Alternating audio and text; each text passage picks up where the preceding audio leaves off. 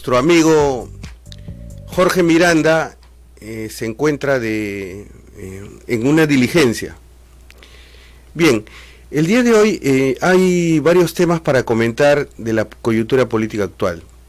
El tema del famoso diálogo que se celebró el día de ayer, las sanciones a los congresistas, que parece ser que a nadie le interesan, y bueno, el grave tema de las incubadoras.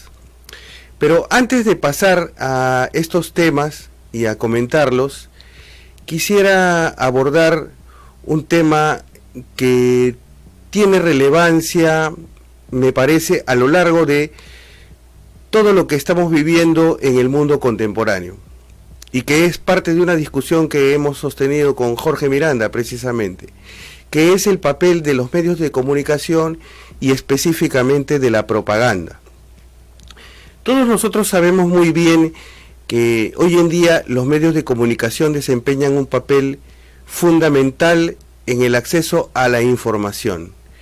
Pero como en alguna ocasión sostuviera Mario Vargas Llosa en un artículo publicado hace ya más de una década, con motivo de la aparición de un libro de un profesor norteamericano que publicó un libro al que tituló "Si Google nos estaba haciendo estúpidos", Mario Vargas Llosa comentaba a propósito de este libro que la información no necesariamente implica más conocimiento.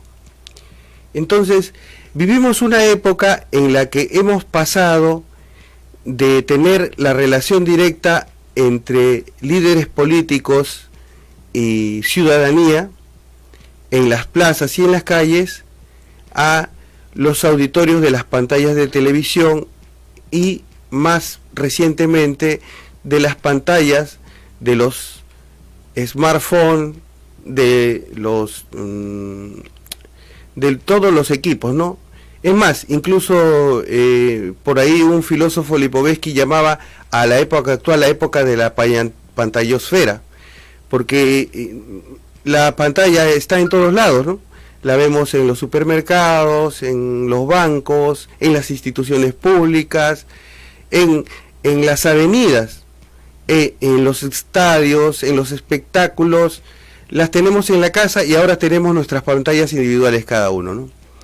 Esto ha generado un efecto de eclosión y lo que este autor llamaba un fenómeno de desincronización de los auditorios, ¿no? El punto máximo de la pantalla fue la aparición de la televisión, el viaje del hombre a la luna, ¿no? Un pequeño paso para el hombre, pero un gran paso para la humanidad. En ese momento, 300 millones de personas concentradas viendo los monitores. Hoy en día eso ha cambiado. Una imagen se transmite como hoy en día y queda colgada en la red. Y puede ser vista en cualquier momento, en cualquier lugar, en cualquier día de la semana. Entonces, eso ha generado también un aumento y creciente y enorme de la opinión de las personas.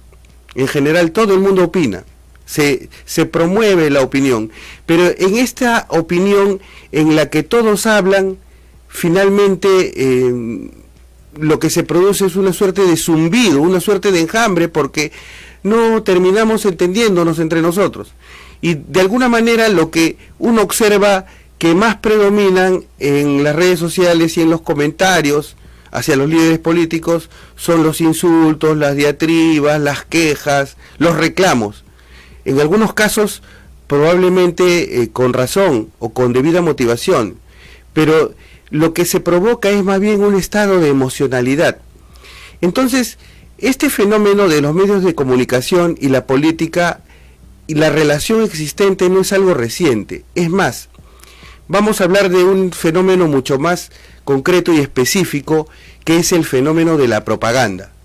Como nosotros sabemos, los orígenes de la propaganda tienen su base inicial tanto en Alemania como en la extinta Unión Soviética. De alguna manera, por ejemplo, los afiches de la propaganda bolchevique invitaban a las masas campesinas a unirse a la rebelión. ¿no? Pero eso se generó en un fenómeno mucho más sofisticado con este famoso ideólogo de Hitler, el hombre que creaba todas estas todos estos psicosociales en Alemania y que generó toda esa posibilidad de persuasión y de influencia para que casi toda Alemania llegara a tener una especie de culto al líder. Este famoso ideólogo llamado Joseph Goebbels, que muchos de ustedes deben conocer, ¿no? Entonces, de alguna manera, hoy en día, un lingüista y ensayista norteamericano sostiene que los medios de comunicación ya no informan ni transmiten conocimiento, sino fundamentalmente ejercen propaganda. Y es decir, que cada medio tiene una postura política o obedece a un tipo de interés particular. Y entonces, en algunos momentos, existen también la concertación de intereses.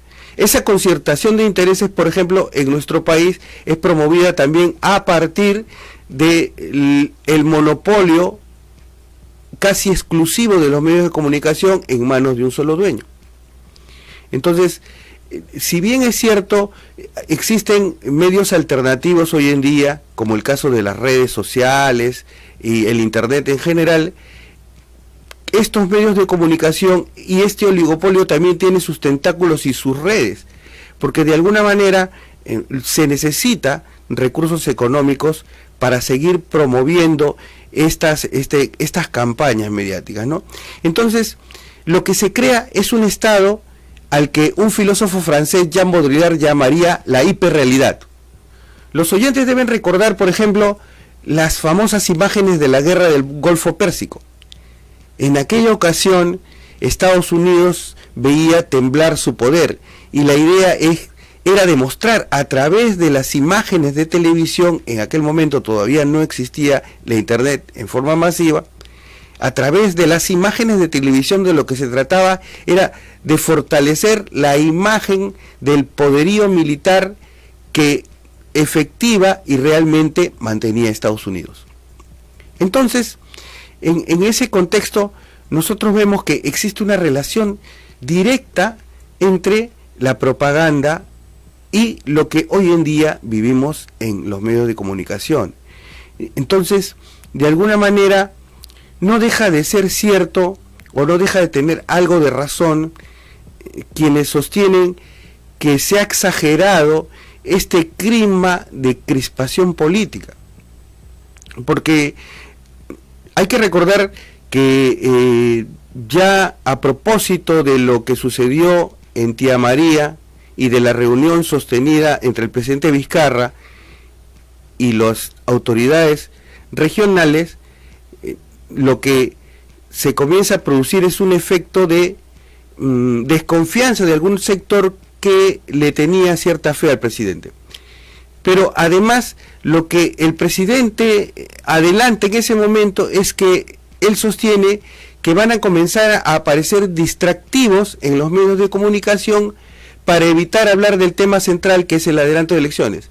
Entonces, él sostenía, van a salir con el tema de Tía María, van a salir con el tema de Chincheros, y ahora diríamos también que el tema de las incubadoras es parte de esta campaña en la que se busca atacar y minar la gestión del presidente.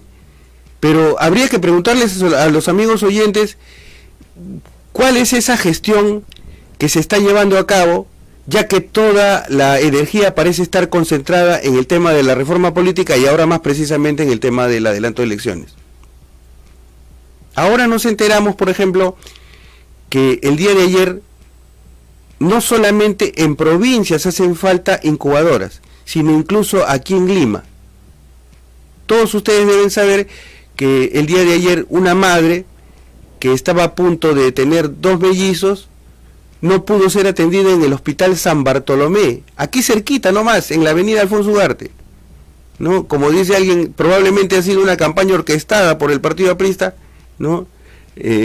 Para generar este efecto de, digamos, de ataque contra el gobierno, ya que no habían incubadoras tampoco en el Hospital Loaiza. Entonces, la ministra ha salido a sostener que han habido 1.200 niños neonatos muertos en lo que va del año. Es una cifra de escándalo. Como se ha comentado ya en otros medios, en otros tiempos los ministros tenían dignidad, tenían capacidad de renuncia, aceptaban los errores políticos que se cometen. Entonces, en este caso, no hay ningún ministro que tenga esa vocación. Ahora, lo más gracioso es en todo esto que el Parlamento va a interpelar a la ministra.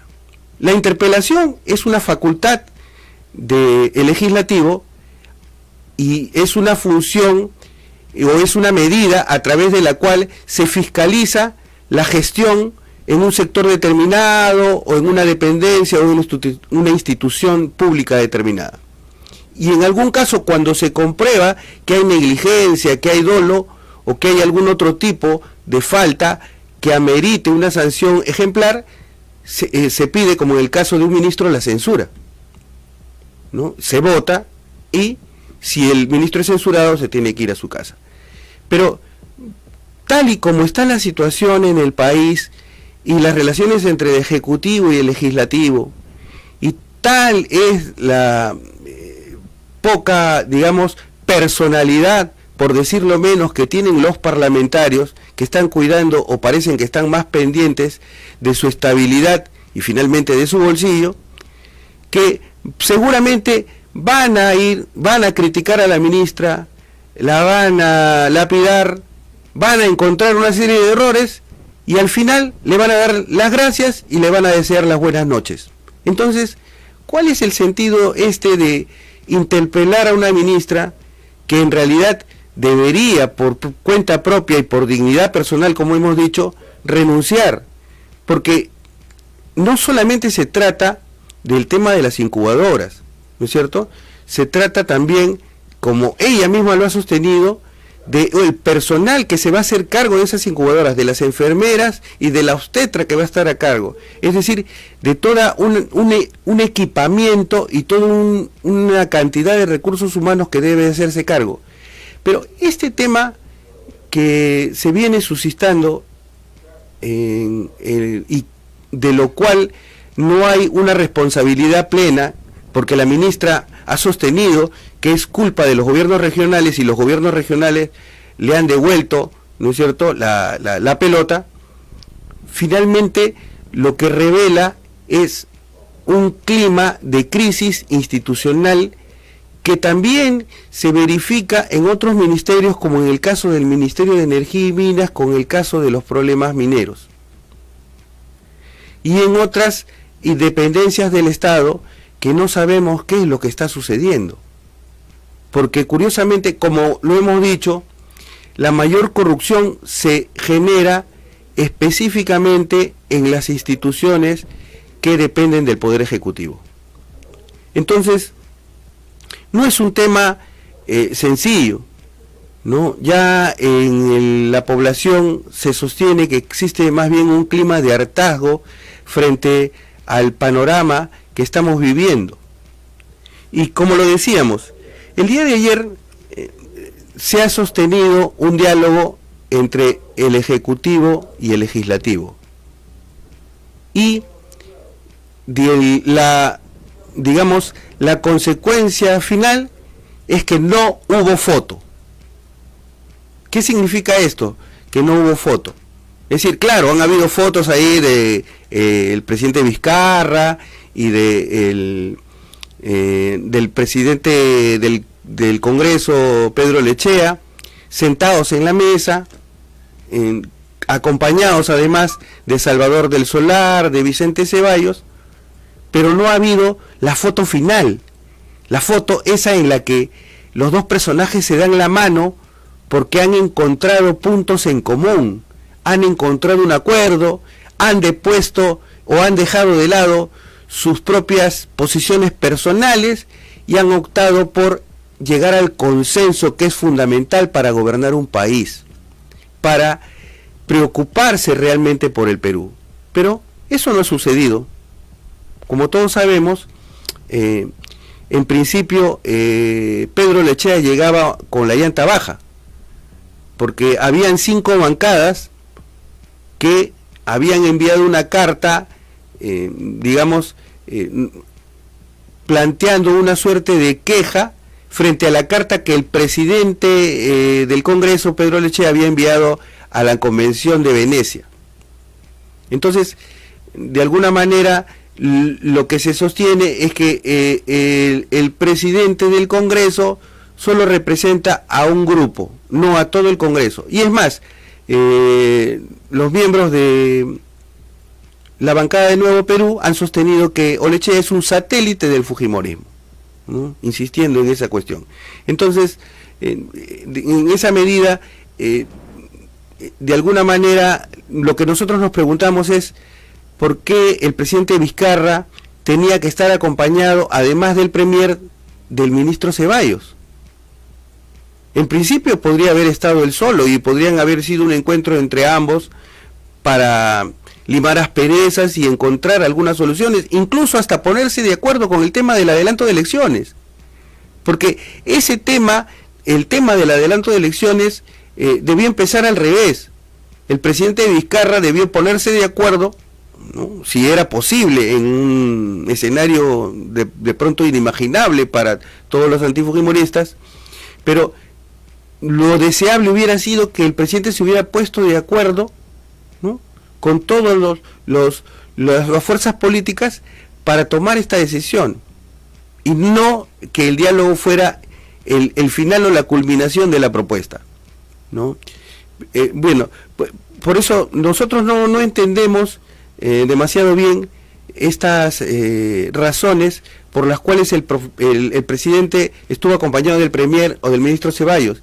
Quizá una posibilidad de interpretación puede ser que lo que trataba era de bajarle un poco el nivel a la reunión y de decir finalmente, bueno, es una reunión más y no hay nada fundamental que señalar, ¿no es cierto?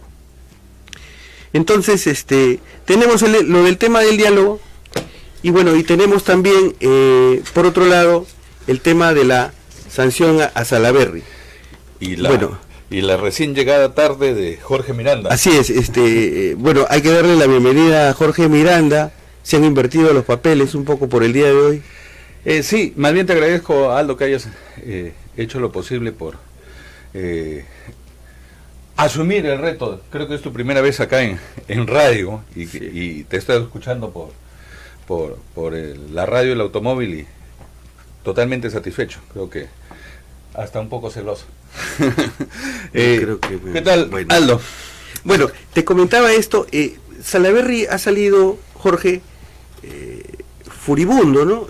Algunos sostienen que sigue en su campaña porque él ha sostenido que no lo van a callar, que además esto es una venganza política porque él no ha querido ser un títere de la cúpula y que todo esto ya ha sido coordinado mediante el chat de la botica, nada más le faltó decir. Salaverry es políticamente es intrascendente en este momento. Tuvo su momento, su oportunidad. Él creo que tendría que actuar con mayor humildad y empezar nuevamente. Es un hombre joven, es un político, no es un buen inicio responsabilizar a los demás por nuestros errores. Fue un error. Yo no creo que haya habido dolo en la presentación de las facturas, la intención de robarse soles más, soles menos. Creo que Salaverry, Daniel, está muy lejos de eso, ¿no? Él dice eso ha sido de una plana menor y lo entiendo en esa parte. Lo que sí no entiendo es su actitud, o sea, la soberbia con la que actúa frente a un error de él o de los que les dio confianza. O sea, uno, para poder rectificarse, uno primero tiene que reconocer que cometió un error, porque si, suponiendo que por azares del destino llegara a ser presidente, esa va a ser su forma de conducirse en la presidencia, aun cuando tengas ministros, él no está involucrado, que se equivocan, etcétera. ¿Qué va a hacer? Quiso enjuiciar al Parlamento, ¿no? Ahí ¿qué va a hacer? ¿Va a enjuiciar a la PCM? O sea, creo que no está entendiendo lo que es el sentido de la política. Errores cometemos todos, dice el dicho de que errar es humano, ¿no? Y que el que no yerra es o un idiota o es Dios. Definitivamente el señor Salaverry, si no reconoce su error, está muy lejos de ser Dios, ¿no? Entonces creo que por ahí no está abonando. Creo que está tratando de echar más estiércol al estiercolero, ¿no? O sea, hay gente que cree que echándole más estiércol al estiercolero, estamos ayudando. Creo que no. Bueno, Jorge, pero vamos a discrepar. Discrepar es una forma de acercarse, decía Alberto Flores Galindo. Tú llamas errores a lo que yo llamo delitos. En primer lugar, vamos a analizar un poco la biografía de Salaverry, ¿no? No vamos a decir que es el símil de Anel Tausen, que es la reina del transfugismo, pero Salaverry comenzó en el APRA, ¿no? Es más, me atrevo a comentar una anécdota, porque justamente en el estudio de un amigo conocí a Salaverry, y él en ese momento estaba por postular por segunda vez como candidato a la alcaldía por el APRA. Y yo le reclamé y le dije, ¿cómo vas a postular por un partido cuyo logo ya está vencido? Y él insistía y me decía, no, yo no puedo postular por otra agrupación, la gente me identifica, yo soy aprista, que bla bla bla, y que ella de la torre, y al final de cuentas, el señor terminó 2 años después en Fuerza Popular. Correcto. Y no solamente eso, sino que después, justamente, analizando su gestión, porque analicemos la gestión de Salaverry, cuando él nota que hay ya se acentúa el conflicto entre el Congreso y el Legislativo, lo que él hace es convertir al Congreso en una mesa de partes del Ejecutivo. Salvando, él dice, supuestamente en función del país, en beneficio de la patria, lo que tú quieras, pero lo que él estaba haciendo era salvar, aparentemente, él cree su imagen. Y por último, para terminar, Jorge, justamente te decía, para que comentes, que él está siendo sancionado por 8 meses, es decir, 8 veces ha cometido el error y ha cobrado esos 8 meses. Y él sostiene que no es su firma y que no son sus cobros, sus documentos. Sí. Correcto. Lo que te decía es, el delito, ¿no es cierto?, tiene que estar tipificado en el Código Penal. Transfugismo no es un delito. O sea, el señor lamentablemente puede ser condenado éticamente, moralmente, políticamente, por su conducta política zigzagueante, ¿no es cierto? Pero eso no lo va a conducir a la cárcel. Lo que lo va a conducir a la cárcel es que se demuestre, que se le pruebe, ¿no es cierto? Yo espero que no, ¿no es cierto? Espero que no sea uno más, ¿no? Pero hasta el momento eso no se ha probado, ¿no? Él tiene una versión, él dice, son funcionarios menores o empleados menores de mi oficina los que han hecho eso y en eso yo no he participado. Eso está por probarse. Si no, lo que yo decía, pero políticamente está mal. Inclusive así fuera verdad, que lo que él está diciendo, dándole, ¿cómo se llama? El indubio pro reo, ¿no? En la duda favorece al acusado. Dándole inclusive eso, su actitud está mal. No estaba entrando al tema de las facturas, si firmó o no firmó, sino creo que no es un buen inicio políticamente. O sea, uno se disculpa. Aun cuando sean tus trabajadores los que han cometido el error, uno dice, sí, confía en estas personas, fue mi error. Uno lo asume, pero no, como líder. Como líder. Y o sea, porque si no, haciendo el parangón con nuestra formación cristiana, ¿no es cierto? El acto de contrición, por mi culpa. Si no existe eso, no existe la salvación, no existe el perdón. O sea, si no eres culpable, no tienen nada de qué perdonarte. Claro. Y por lo tanto, si no hay nada de qué perdonarte, tampoco te salvarás. O sea, el acto de contrición está internalizado en nosotros. O sea, soy consciente que me equivoqué, a pesar de que sea por interpósita persona, el error fue mío, es en mi oficina, yo dirijo esa oficina. Ese es el punto para mí. O sea, el tema de si realmente le prueben o no le prueben, o si es legal o no es legal, finalmente la fiscalía lo va a decidir, lo meterá o no en la cárcel. Lo que yo digo es, partiendo inclusive del supuesto de que es inocente, así como, ¿te acuerdas? Soy inocente, sí. Partiendo del supuesto ese, su actitud es pésima para un inicio de un protagonismo político, de cualquiera sea el partido, porque ya se lanzó con Vamos Perú, y según tengo entendido va con otro partido que se llama Perú Firme. O sea, ese no lo veo, por eso te decía, me parece intrascendente. Justamente por eso, Jorge, ¿a qué nos conduce el tema del adelanto de las elecciones? Hay una fiebre de candidatitis y aparecen una serie de candidatos sin partido. Hay más candidatos sin partido que partidos con candidato, ¿no? Ya salió nuevamente el señor Sillonis, que ha estado vinculado a Fuerza Popular, ¿no? Se presenta, claro, todos estos candidatos son... Y está el señor Carlos Morales, ¿no es cierto?, que por 50ª vez anuncia su candidatura y nunca se presenta. O sea, sí conocemos ese tema, ¿no es cierto? Lo que yo más bien voy más que en términos de personas en espacio, ¿no? A propósito de eso he traído el libro de Farid Kajat, El Eterno Retorno, ¿no es cierto?, que habla sobre la derecha radicada en el mundo contemporáneo. Y lo he traído porque el día de hoy, a las críticas que hizo la expresidenta de Chile, Bachelet, a Bolsonaro, por todos los sucesos que está habiendo de respeto a derechos humanos, ambientales, etcétera, etcétera, Bolsonaro ha salido a decir que gracias a Pinochet, hoy Chile no es Cuba, ¿no es cierto? Porque Pinochet le dio el golpe de Estado a Salvador Allende, que era un presidente socialista, ¿no? Ese discurso, ¿no es cierto?, va a tener un espacio en las próximas elecciones, ¿no? Ese discurso, Farid Kajat nos está advirtiendo, ojo, cuidado, la derecha radical también tiene su espacio. Creo que tenemos una llamada telefónica, por favor, adelante, buenas tardes. Amigo, buenas tardes, soy de los Olivos Gabriel, un saludo para usted y para su invitado, interesante de la apreciación política de la realidad peruana.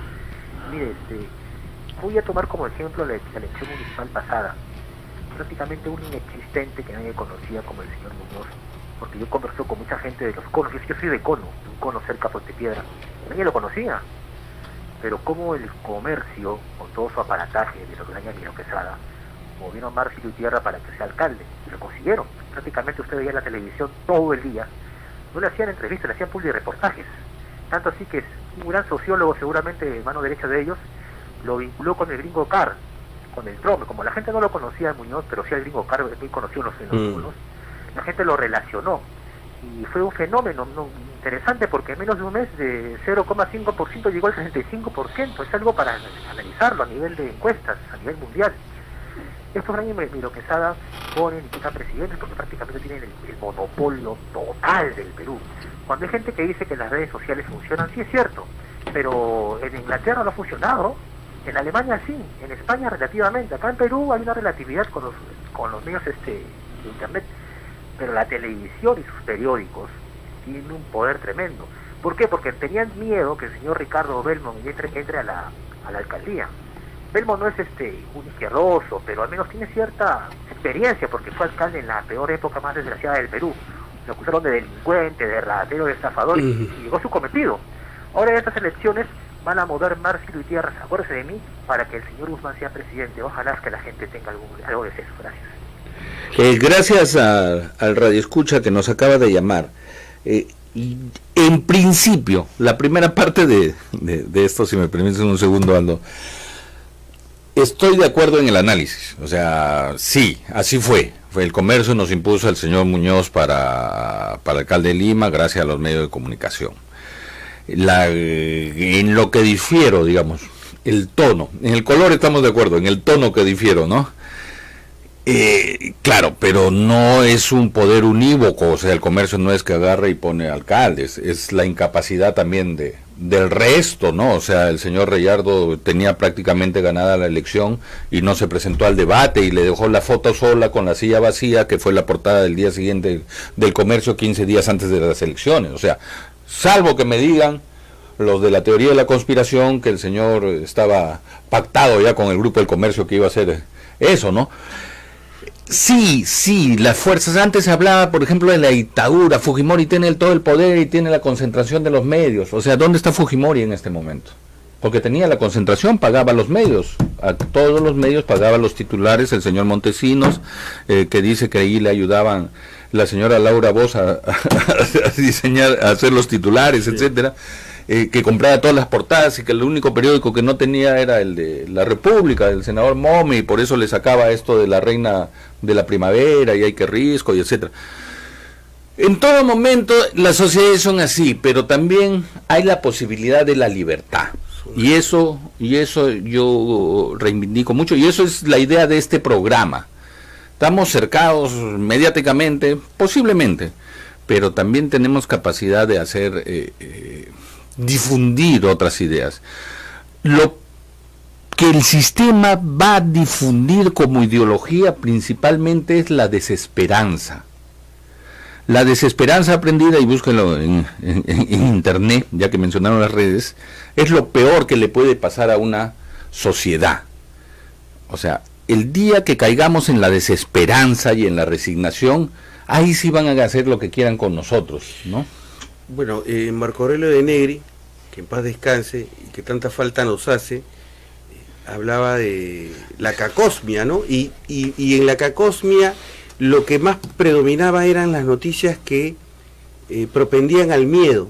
Es decir, cuando no hay este escándalo político, lo que más abundan son robos, delincuencia, o sea, asaltos, qué sé yo, una serie de noticias en las cuales se busca que la persona esté en un estado de aturdimiento permanente. El miedo le impide pensar y le impide rebelarse incluso. Claro. ¿No es cierto? Entonces, yo a propósito de lo que decía el amigo oyente con respecto a Muñoz y el porcentaje que tenía, en el libro de Rippel que habla sobre Vizcarra, él sostiene que en las encuestas que se llevaron a cabo esos días, cuando él recién asume el mando, 8 de cada 10 peruanos, 8 cada 10 peruanos no sabía cuál era el apellido del presidente. Es decir, que solamente el 20% sabía quién era.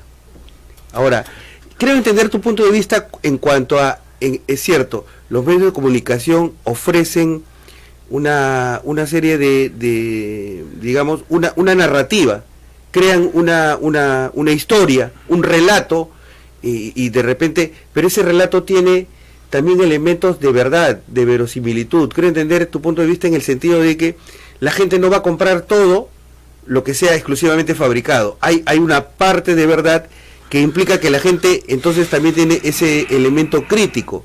Entonces, pero de alguna manera es una discusión, ¿no? Si esta gente, los empresarios, a través de los medios, ponen o sacan presidentes. Y estábamos hablando antes de que tú llegaras del fenómeno de la propaganda en Alemania y cómo Goebbels, ¿no? Crea todo esta dimensión y este campo en el que permite que se dé el culto a la personalidad de Hitler. A ver, vamos a entendernos, ¿no? Lo que yo digo sí es correcto, pero Alemania perdió.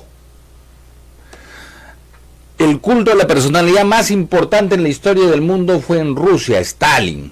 No había foto, incluso si tú te tomabas al lado de la foto de Stalin y después te sentías con él, te borraban de la foto, ¿no? O sea, no había pacemaker en esa época, sí, pero sí, con el dedo, aunque sea, lo mojaban, sí, y te borraban de la foto. Ahí están las fotos de Trotsky sin cabeza, ¿no? Lo rascaban. O sea, sí, eso ha existido siempre, pero ahí viene la esperanza. El mal no nos puede ganar. O sea, el bien tiene que ganar. Esa es la historia de la humanidad. Stalin ya no está y la Unión Soviética desapareció. Hoy día tenemos Rusia, ¿no es cierto? Lo acusan a Putin de haber manipulado las elecciones electrónicamente de Estados Unidos y haberlo puesto a Trump, y dicen que, por otro lado, que los mismos del Brexit que manejaron el tema de Facebook y otros medios de comunicación son los que apoyaron a Trump.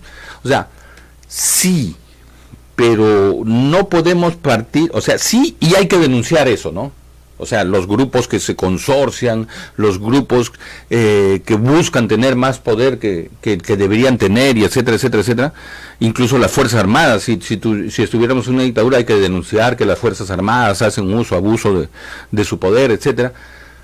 Pero no pensando que eso siempre va a ser así, sino más bien pensando, porque si no estaríamos ya entrando un poco a la filosofía, en el absurdismo. La vida es absurda y solamente me queda o disfrutar de este absurdo o suicidarme, ¿no es cierto? El padre de esto, que fue Camus, al final dijo, no, también te queda rebelarte, hay una tercera vía. Y es un poco eso, ¿no? Sí, esta es la realidad, rebelémonos, pues, cambiemos, hagamos una vida más bonita, ¿no?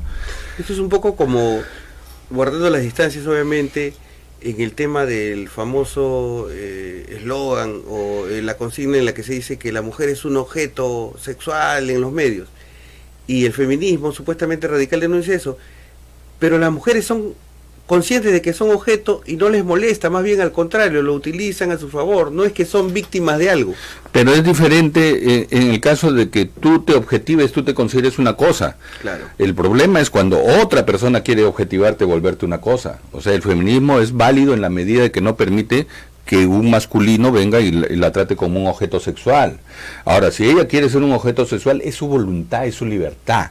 En la lucha por el feminismo estamos, para prestarme una palabra de ellas, es el patriarcado. O sea, no viene mi padre y abusa sexualmente de mí, ¿no es cierto? Ahora, lo que yo quiera hacer con mi cuerpo es otra cosa. No hay parangón, ¿no es cierto?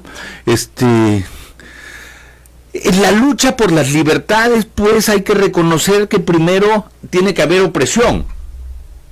Si no, ¿de qué te estás liberando, pues? Claro. O sea, la lucha de los derechos civiles en Estados Unidos era la opresión que tenían los blancos sobre los negros. La lucha por los derechos civiles de los estudiantes americanos que decían, no, yo quiero estudiar mi carrera, yo no quiero ir a morir a Vietnam. El mismo Mohamed Ali dijo, no, yo soy musulmán y mi religión yo no puedo matar, no, tengo mi derecho a no ir a matar y menos a que me maten en Vietnam. O sea, sí, precisamente esa es la historia de la humanidad, ¿no es cierto? Tú te imaginas Espartaco diciendo más o menos lo siguiente, ¿no? Sí, pues los césares tienen el poder y abusan del poder y ya no podemos hacer nada contra eso. No hubiéramos conocido la historia de Espartaco, así de simple. O sea, no hubiera existido, pero hubiera sido como Daniel Salaverry, intrascendente. Claro. Tú me haces acordar el nombre de un libro, El actor y el sistema. Sociólogo Michel Crozier, que analiza el fenómeno burocrático y en las fábricas, pero que también se puede prolongar al terreno político, sostiene que nunca la opresión es total, siempre el actor tiene un margen de juego. Hasta en las grandes dictaduras siempre hay un margen de juego de cómo tú vas a tener una libertad y al final tomar tu propia decisión. Gramsci decía, la relación del poder no es la relación entre la bota y la cucaracha, por si acaso. O sea, no es la bota oprimiendo de la cucaracha, no. O sea, él decía, hay muchas intermediaciones. El tema del paralelogramo de fuerzas, o sea, si yo empujo hacia A y otra fuerza empuja hacia B, no va a salir el resultado político ni A ni B, la trayectoria futura va a ser C. Y si hay 100 fuerzas operando, los empresarios, los grupos de interés, pueden ser los feministas, por otro lado, ¿cómo se llama? Con mis hijos no te metas, la izquierda, la derecha, los caviares, los fujimoristas, de la pulsión, de la tensión de esas fuerzas, es lo que se hace en la historia, ¿no es cierto? Es lo que se hace el futuro. O sea, no es que uno imponga a otro. Y si alguien está empujando más, digamos, y atentando con la democracia, finalmente haciendo un parangón con la Segunda Guerra Mundial, no dudes que se va a formar el frente los frentes Frente patrióticos, que la izquierda, Rusia y Estados Unidos e Inglaterra, conjunto con Francia, combatieron juntos. El enemigo del pueblo, que hablaban ingleses y americanos, que era Stalin, se volvió el viejo Joe, o el tío Joe en la versión americana, y en la versión británica el viejo Joe. Ya era un amigo. Si tú sumas la cantidad de tanques, armas, alimentos, uniformes, etcétera, que le dieron los aliados a los rusos, ¿por qué? Porque había un enemigo común, un mal superior.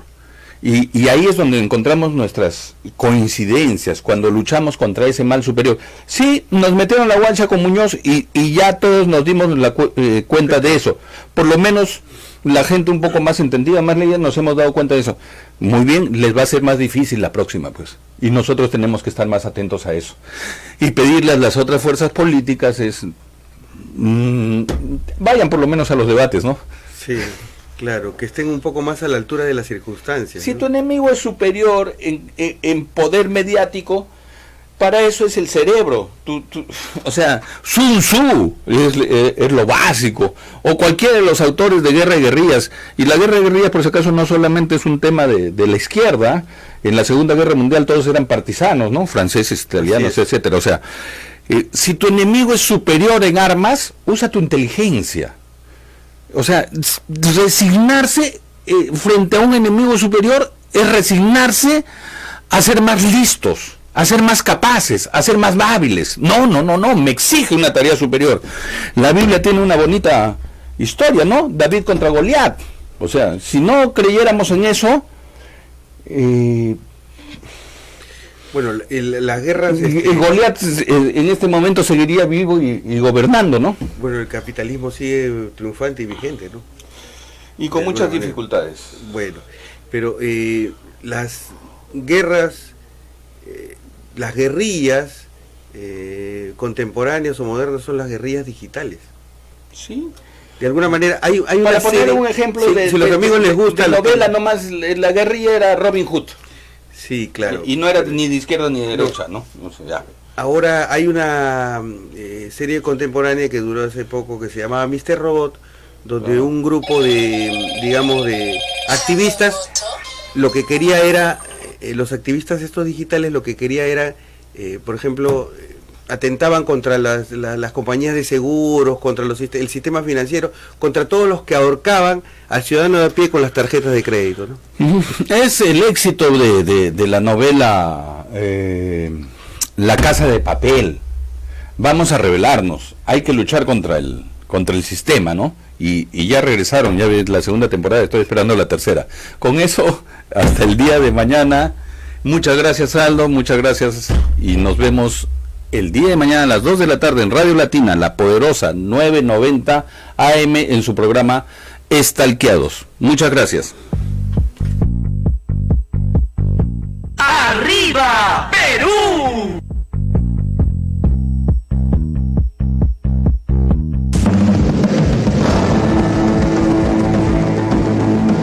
Desde Santa Cruz, Miraflores, Radio Latina 990, La Poderosa.